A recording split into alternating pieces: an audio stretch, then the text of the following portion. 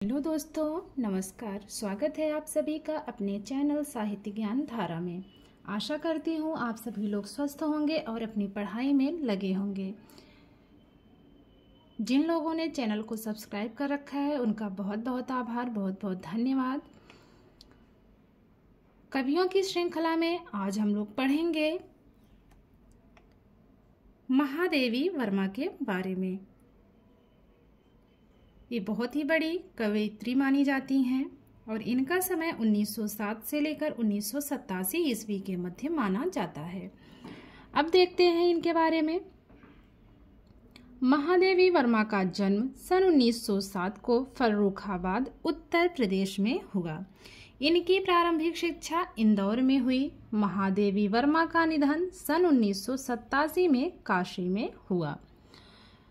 तो इनका जन्म जो है 1907 फर्रुखाबाद में हुआ और निधन इनका 1987 ईस्वी में काशी में हुआ।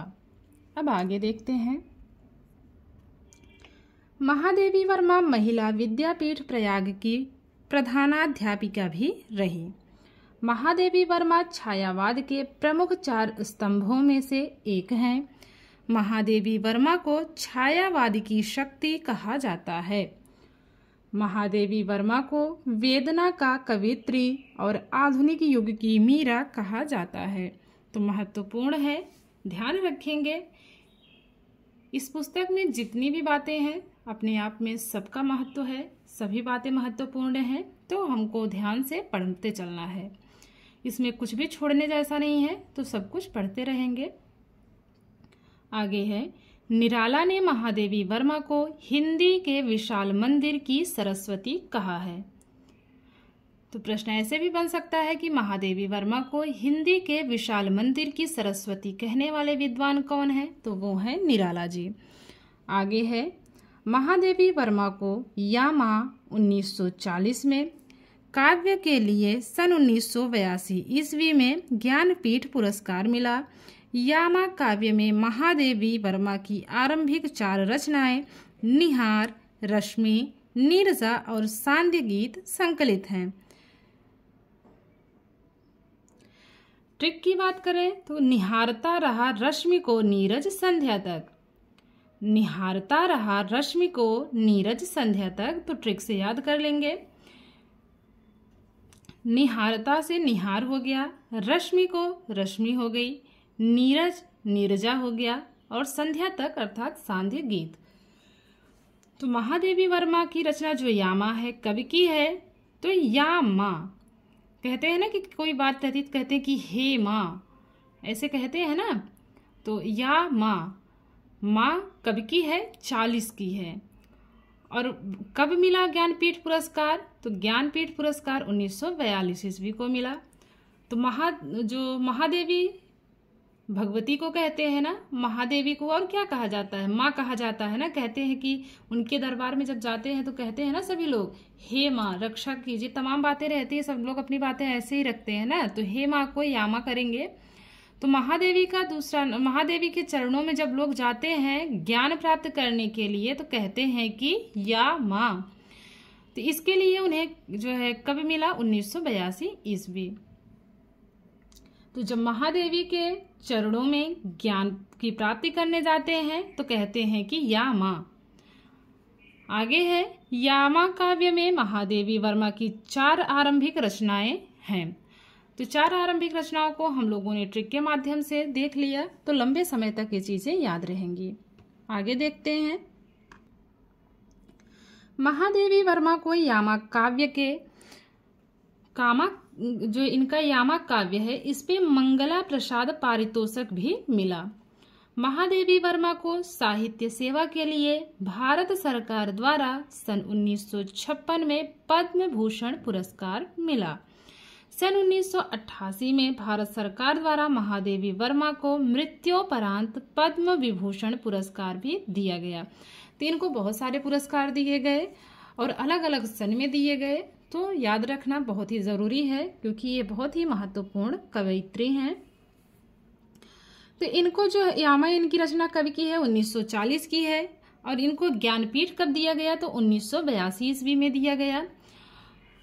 और पद्म भूषण पुरस्कार कब दिया गया? तो सन 1956 ईस्वी में दिया गया। और पद्म विभूषण पुरस्कार कब दिया गया? तो मृत्योपरांत दिया गया 1988 ईस्वी में। आगे है, महादेवी वर्मा ने चांद पत्रिका का भी संपादन किया था। तो चांद पत्रिका का संपादन किसने किया? महादेवी वर्मा ने किया। महादेवी वर्मा ने लेखकों की सहायता के लिए साहित्यकार संसद की स्थापना की थी। महादेवी वर्मा द्वारा रचित कविताओं की संख्या 236 मानी जाती है। महादेवी वर्मा द्वारा रचित कविताओं की संख्या कितनी मानी जाती है? 236 मानी जाती है। आगे देखते हैं। दिया महादेवी वर्मा का खड़ी बोली की प्रथम कविता है। महादेवी वर्मा की खड़ी बोली की प्रथम कविता कौन सी मानी जाती है? तो वो है दिया। महादेवी वर्मा के निबंध संकल्पिता में भारतीय भाषा, संस्कृति और वाङ्मय की विस्तृत चर्चा की गई है। पुनः देखेंगे, महादेवी वर्मा के निबंध संकल्पिता में भारतीय भाषा, संस्कृति और वाङ्मय की विस्तृत चर्चा की गई है। अब आगे देखते हैं। आगे है, महादेवी वर्मा के संस्मरण पथ के साथी में पंत निराला गुप्त और सुभद्रा कुमारी चौहान के संस्मरण संकलित हैं। पुनः देखेंगे, महादेवी वर्मा के संस्मरण पथ के साथी में पंत निराला गुप्त और सुभद्रा कुमारी चौहान के संस्मरण संकलित हैं। आगे देखते हैं। महादेवी वर्मा की रचना अतीत के चलचित्र 1941 ईस्वी में रामा, विंदा, भक्तिन, घीसा, अलोपी, बदलू, लक्ष्मा आदि के संस्मरणात्मक रेखाचित्र संकलित हैं। फिर से देखते हैं। महादेवी वर्मा की रचना अतीत के चलचित्र, समय है 1941 ईस्वी। इसमें कौन कौन से संस्मरण और रेखाचित्र संकलित हैं? तो वो देख लेते हैं। रामा, विंदा, भक्तिन, घीसा, अलोपी, बदलू, लक्ष्मा आदि के संस्मरणात्मक रेखाचित्र संकलित हैं। आगे बात करते हैं। महादेवी वर्मा का काव्य अग्निरेखा मृत्योपरांत प्रकाशित हुआ। तो अग्निरेखा कब प्रकाशित हुआ? तो महादेवी वर्मा के मृत्योपरांत प्रकाशित हुआ। अब बात करते हैं इनकी काव्य रचनाओं की। इनकी काव्य रचनाएं हैं निहार 1930 ईस्वी, रश्मि 1932 ईस्वी, नीरजा 1935, सांध्य गीत 1936 ईस्वी, दीप शिखा 1942 ईस्वी, सप्तवर्णा 1960 ईस्वी। तो इनकी इस रचना को कनेक्ट कैसे करेंगे? मान लीजिए कि कोई नीरज नाम का लड़का है और रश्मि नाम की कोई लड़की है। तो नीरज जो है रश्मि को संध्या तक निहारता है। और कैसे निहारता है? तो सप्तवर्ण के दीप जलाते हुए। नीरज रश्मि को सप्तवर्ण की दीप शिखा जलाते हुए संध्या तक निहारता है। ऐसे इसको कनेक्ट करेंगे तो सारी रचनाएं याद हो जाएंगी। नीरज रश्मि को सप्तवर्ण की दीप शिखा जलाते हुए संध्या तक निहारता है। तो ऐसे कनेक्ट कर लेंगे ट्रिक के माध्यम से। जिनको वैसे याद हो जाए वैसे याद कर लेंगे। आगे बात करते हैं गद्य रचनाओं की। अतीत के चलचित्र 1941 ईस्वी, स्मृति की रेखाएं 1943 ईस्वी, पथ के साथी 1954 ईस्वी, मेरा परिवार। तो ये सारी की सारी इनकी क्या है? गद्य रचनाएं हैं। अब इनको ट्रिक के माध्यम से कैसे कनेक्ट करेंगे देख लेते हैं। तो महादेवी क्या करती हैं? महादेवी अतीत की बातें सोच रही थी, उनकी स्मृति में अतीत की बातें चल रही थी और वो क्या कहती हैं कि कोई सा भी पथ हो, पथ का साथी तो मेरा परिवार ही है। महादेवी वर्मा अपनी स्मृतियों में अतीत की बातें याद करते हुए कहती हैं कि मेरा परिवार ही पथ का साथी है। पुनः देखते हैं। महादेवी वर्मा अपनी स्मृतियों में अतीत की बातों को याद करते हुए क्या कहती हैं कि मेरा परिवार ही जीवन के पथ पर पथ का साथी है। तो ऐसे इसको कनेक्ट कर लेंगे तो लंबे समय तक ये चीज़ें नहीं भूलेंगी, याद रहेंगी आपको। अब बात करते हैं निबंध की। निबंध विधा में इनकी रचनाएं कौन कौन सी हैं? श्रृंखला की कड़ियाँ 1942 ईस्वी, छड़दा 1957 ईस्वी, साहित्यकार की आस्था 1964 ईस्वी, संकल्पिता 1968 ईस्वी, संभाषणा 1975 ईस्वी, भारतीय संस्कृति के स्वर 1984 ईस्वी। अब बात कर लेते हैं ट्रिक की, इसको एक साथ कनेक्ट कैसे किया जाए निबंध जो है इनके निबंधों को। तो देखते हैं, कोशिश करते हैं। तो जो महादेवी वर्मा है वो क्या कहती हैं? कहती हैं कि साहित्यकार की आस्था जो है क्षण भर के लिए नहीं होती, उसकी श्रृंखला की कड़ियाँ जो है बहुत ही क्या होती हैं? मजबूत होती हैं। उनकी जो संकल्पना होती है वो क्या होती है? बहुत ही मजबूत होती है।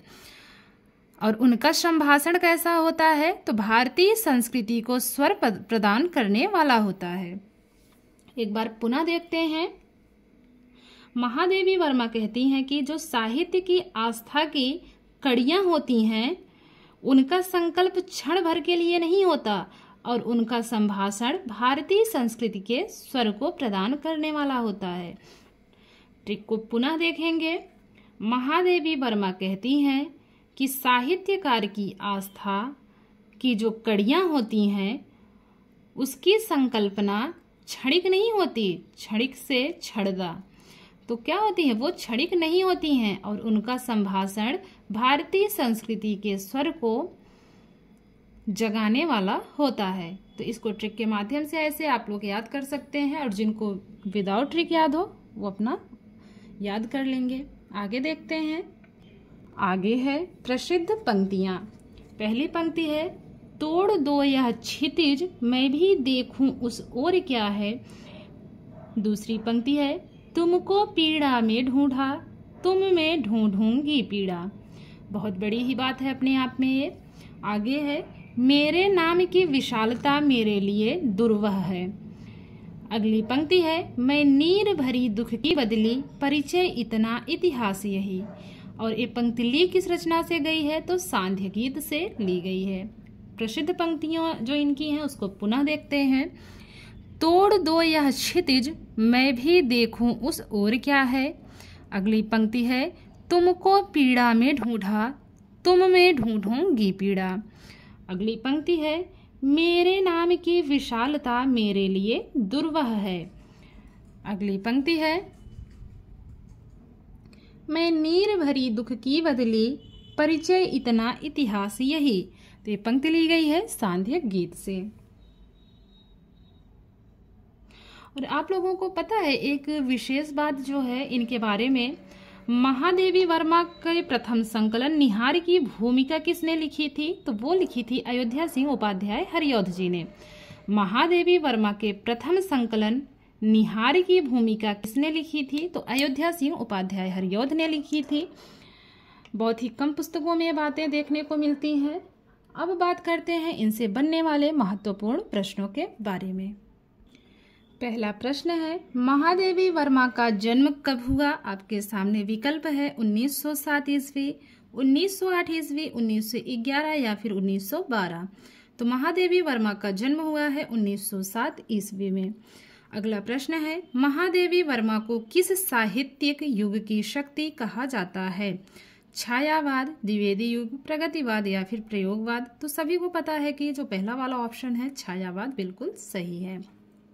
अगला प्रश्न है, छायावाद के प्रसिद्ध कवि निराला ने महादेवी वर्मा को किस विशेषण से संबोधित किया है? छायावाद की शक्ति, हिंदी के विशाल मंदिर की सरस्वती, वेदना की कवयित्री या फिर आधुनिक युग की मीरा। तो जो इसमें दूसरा वाला ऑप्शन है हिंदी के विशाल मंदिर की सरस्वती, ये बिल्कुल सही है। और ये कहने वाले कौन हैं? तो कहने वाले विद्वान हैं निराला जी। अगला प्रश्न है, महादेवी वर्मा को किस काव्य के लिए ज्ञानपीठ पुरस्कार दिया गया? निहार, पथ के साथी, यामा या फिर संकल्पिता। तो किस रचना के लिए दिया गया? तो यामा के लिए दिया गया है। यामा कवि की रचना है, 1940 ईस्वी की है। और इस पर इनको पुरस्कार कब दिया गया, तो जो है यामा पर इनको पुरस्कार मिला है 82 में। आगे है, महादेवी वर्मा के काव्य यामा में संकलित रचनाएं प्रकाशन के अनुसार सही किस विकल्प में हैं? तो इसमें क्रम से लगाना है। ऑप्शंस हैं निहार, नीरजा, रश्मि या फिर सांध्य गीत। तो इसको क्रम से लगाना है। तो जो इसमें सही क्रम है वो चौथे वाले ऑप्शन में दिख रहा है। सबसे पहले निहार, फिर रश्मि, फिर नीरजा, उसके बाद आता है सांध्य गीत। तो निहार कब की है? निहार है 1930 ईस्वी की, रश्मि 1932, नीरजा 1935, सांध्य गीत 1936 ईस्वी। तो ये चौथा वाला ऑप्शन बिल्कुल सही है। अगला प्रश्न देखते हैं। महादेवी वर्मा को नीरजा काव्य के लिए कौन सा पुरस्कार मिला? शिक्षरिया पुरस्कार, पहल सम्मान, शलाका सम्मान या फिर व्यास सम्मान? तो वो है शिक्षरिया पुरस्कार। आगे है, दिया नामक कविता किस भाषा में है? ब्रज भाषा, अवधी भाषा, खड़ी बोली या फिर राजस्थानी? तो दिया नामक कविता किस भाषा में है? तो है खड़ी बोली में। और इनकी खड़ी बोली में प्रथम रचना मानी जाती है दिया। अगला प्रश्न है, महादेवी वर्मा के इस निबंध में भारतीय भाषा, संस्कृति और वाङ्मय की विस्तृत चर्चा की गई है। संकल्पिता, छड़दा, श्रृंखला की कड़िया या फिर संभाषण? तो वो रचना इनकी है संकल्पिता। वो निबंध कौन सा है? संकल्पिता है। अगला प्रश्न है, मैं नीर भरी दुख की बदली परिचय इतना इतिहास यही पंक्ति महादेवी वर्मा की किस कविता से ली गई है? दिया, नीरजा, सांध्य गीत या फिर रश्मि? तो ली गई है सांध्य गीत से। अगला प्रश्न देखते हैं। अगला प्रश्न है, किस संस्मरण में महादेवी वर्मा के समकालीन साहित्यकारों के संस्मरण संकलित हैं? ऑप्शंस हैं अतीत के चलचित्र, पथ के साथी, स्मृति की रेखाएं या फिर मेरा परिवार? तो वो है पथ के साथी। अगला प्रश्न है, रामा, बिंदा, भक्तिन, आलोपी आदि से संबंधित संस्मरण महादेवी वर्मा की किस कृति में है? अतीत के चलचित्र, पथ के साथी, स्मृति की रेखाएं या फिर मेरा परिवार? तो ये सारी की सारी जो कृतियां हैं वो किस में संकलित हैं, किससे संबंधित हैं? तो वो है स्मृति की रेखाएं। तीसरा वाला ऑप्शन बिल्कुल सही है। अगला प्रश्न है, इनमें से महादेवी वर्मा का कौन सा काव्य है जो मरणोपरांत प्रकाशित हुआ? अग्निरेखा, नीरजा, सांध्य गीत या रश्मि? तो वो रचना है अग्निरेखा। अगला प्रश्न है, महादेवी वर्मा को यामा काव्य के लिए ज्ञानपीठ के अलावा और कौन सा पुरस्कार दिया गया? शिक्षरिया पुरस्कार, मंगला प्रसाद सम्मान, शलाका सम्मान या फिर व्यास सम्मान? तो यामा काव्य के लिए इन्हें ज्ञानपीठ के अलावा मंगला प्रसाद सम्मान भी दिया गया। अगला प्रश्न है, किस पत्रिका का संपादन महादेवी वर्मा ने किया था? चांद, सारिका, कल्पना या फिर इंदु? तो चांद पत्रिका का संपादन महादेवी वर्मा ने किया था। पहला वाला ऑप्शन बिल्कुल सही है। अगला प्रश्न है, इनमें से कौन सा पुरस्कार महादेवी वर्मा को मृत्योपरांत मिला? शिक्षरिया पुरस्कार, पद्म विभूषण सम्मान, पद्म भूषण सम्मान या फिर व्यास सम्मान? तो जो इनको मृत्योपरांत दिया गया वो पुरस्कार है पद्म विभूषण सम्मान। अगला प्रश्न है, महादेवी वर्मा का जन्म कहाँ हुआ? अगला प्रश्न है, महादेवी वर्मा का जन्म कहाँ हुआ? देवबंद ग्राम, सहारनपुर उत्तर प्रदेश, सिंगरौली फतेहपुर उत्तर प्रदेश, अलीगढ़ उत्तर प्रदेश या फिर फर्रुखाबाद उत्तर प्रदेश? तो जो चौथा वाला ऑप्शन है फर्रुखाबाद उत्तर प्रदेश बिल्कुल सही है। महादेवी वर्मा की प्रारंभिक शिक्षा कहाँ पर हुई? लखनऊ, इंदौर, फर्रुखाबाद या फिर काशी? तो वो हुई है इंदौर में। अगला प्रश्न है, महादेवी वर्मा किस विद्यापीठ की प्रधानाचार्या रही थी? काशी महिला विद्यापीठ, प्रयाग महिला विद्यापीठ, लखनऊ महिला विद्यापीठ या फिर बांदा महिला विद्यापीठ? तो जो इसमें दूसरा वाला ऑप्शन है प्रयाग महिला विद्यापीठ बिल्कुल सही जवाब है। अगला प्रश्न है,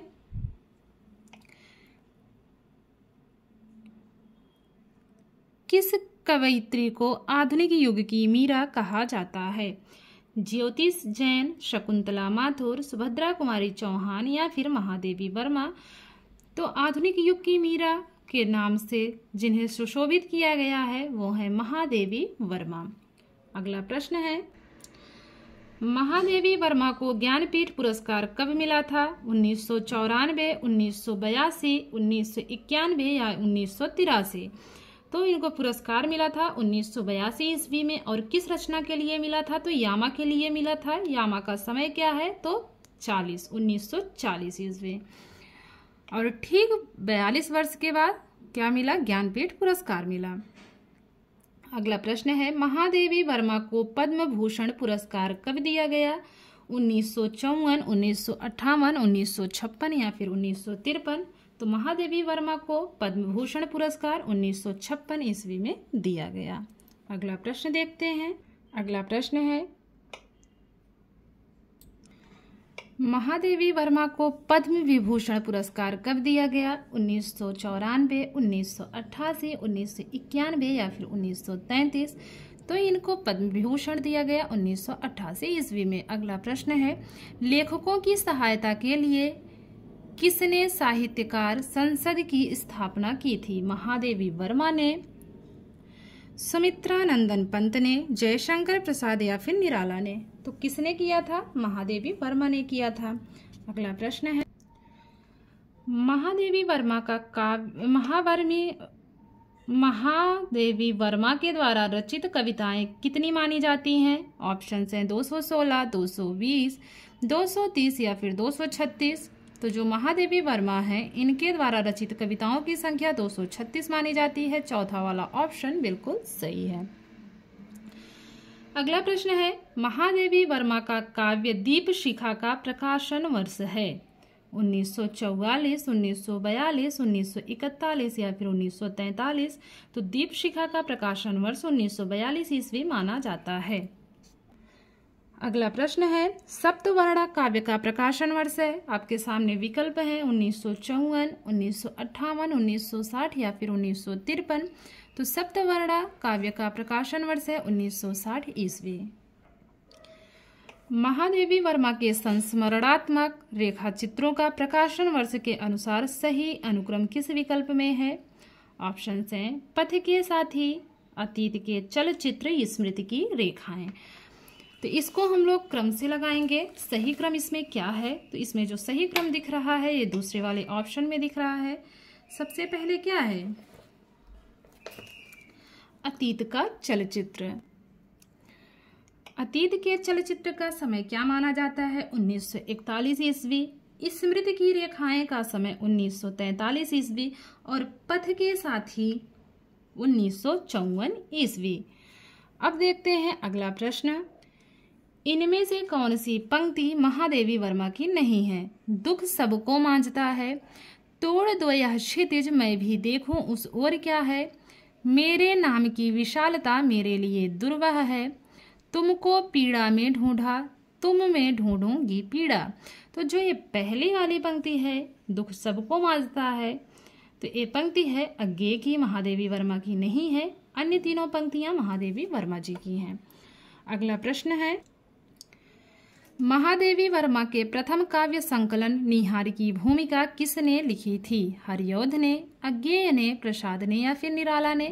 तो लिखी थी हरिऔध जी ने। अगला प्रश्न देखते हैं, यह किसने लिखा है कि छायावादी कहे जाने वाले कवियों में महादेवी जी की रहस्यवाद के भीतर रही है? डॉक्टर रामकुमार वर्मा, नंद दुलारे वाजपेयी, आचार्य रामचंद्र शुक्ल या फिर डॉक्टर नगेंद्र? तो तीसरा वाला ऑप्शन है सही, रामचंद्र शुक्ल जी। अगला प्रश्न, यह किसने लिखा है कि यामा अंधकार है तो दीप शिखा प्रकाश की मध्यम लौ है? ऑप्शंस हैं डॉक्टर रामकुमार वर्मा, नंद दुलारी वाजपेयी, आचार्य रामचंद्र शुक्ल या फिर डॉक्टर बच्चन सिंह। तो एक कथन है डॉक्टर बच्चन सिंह जी का, तो चौथा वाला ऑप्शन बिल्कुल सही है। अगला प्रश्न है, श्रृंखला की कड़ियां का प्रकाशन वर्ष है? ऑप्शंस हैं 1944, 1942, 1941 या फिर 1943। तो श्रृंखला की कड़ियां का प्रकाशन वर्ष है 1942 ईस्वी। स्मृति की रेखाएं संस्मरण का प्रकाशन वर्ष बताना है 1944, 1942, 1941 या फिर 1943। तो स्मृति की रेखाएं विधा संस्मरण है और प्रकाशन वर्ष है 1943 ईस्वी। अगला प्रश्न है, पथ के साथी संस्मरण का प्रकाशन वर्ष है 1954, 1958, 1952 या फिर 1953। तो पथ के साथी संस्मरण का प्रकाशन वर्ष है 1952 ईस्वी। अगला प्रश्न है, इनमें से कौन सा निबंध महादेवी वर्मा का नहीं है? त्रिशंकु, छड़दा, संभाषण या फिर संकल्पिता। तो जो पहला वाला ऑप्शन है त्रिशंकु इनका नहीं है।